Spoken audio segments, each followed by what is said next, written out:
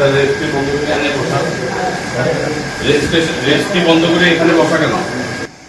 প্রত্যেকের থেকে আপনি বাড়তি দাবি করেন। প্রত্যেক এখানে যত রেজিস্ট্রি করে যারা দলিল লেখক সবাই আপনাকে কোনো খুশি না করলে আপনি দলিল ইয়ে করেন না, কারণ দলিল যদি ঠিক থাকে তাহলে আপনাদেরকে এখানে কেন এক্সট্রা খরচ দিত?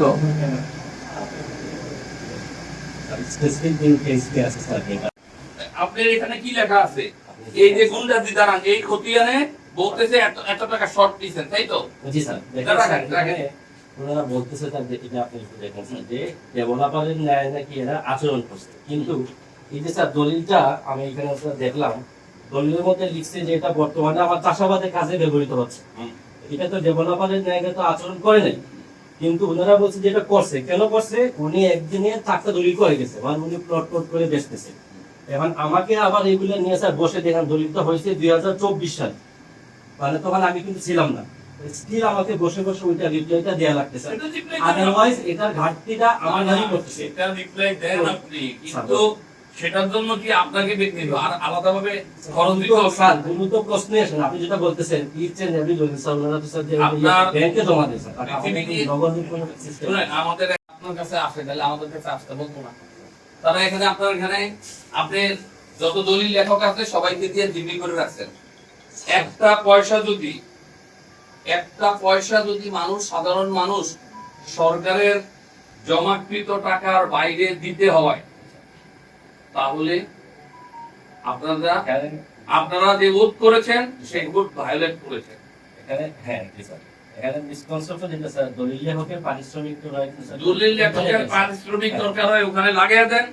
কোন দলিল লেখক তার পারিশ্রমিকের বেশি নেয় কিনা সেটা একটা পার্সেন্টেজ আকারে করে দেন, আপনারা দলিল লেখক সমিতিকে বসেন। কিন্তু সামনে আমি বাংলাদেশের কি হয়েছে জানেন, চাঁদপুর জেলার জন্য আমার দরজা উন্মুক্ত। আপনি যখন যাবেন তখনই পাবেন আমাকে, হয়তো সকালবেলা একটু দেরিতে পায় মানুষ।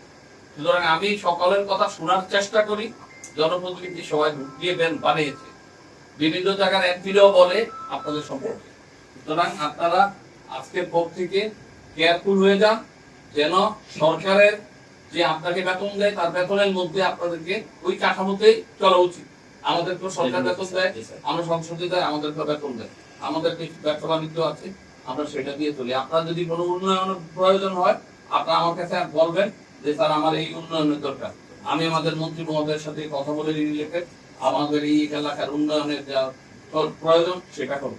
কিন্তু আপনার এখানে আপনারা আমাদের প্রধানমন্ত্রী যা চায়, আগের প্রধানমন্ত্রীকে আপনারা নিয়ে দিয়ে আসতেন, হয়তো এই প্রধানমন্ত্রী স্বচ্ছতার সাথে দেশ পরিচালনা করতে চায় এবং সবাইকে বলা হয়েছে যে আপনারা যে চেয়ারে বসবেন সেই চেয়ারের যেন মর্যাদাটা রক্ষা হয়। মর্যাদা রক্ষা এর মানে এই না যে আমি উপর নিয়ে মর্যাদা রক্ষা করব।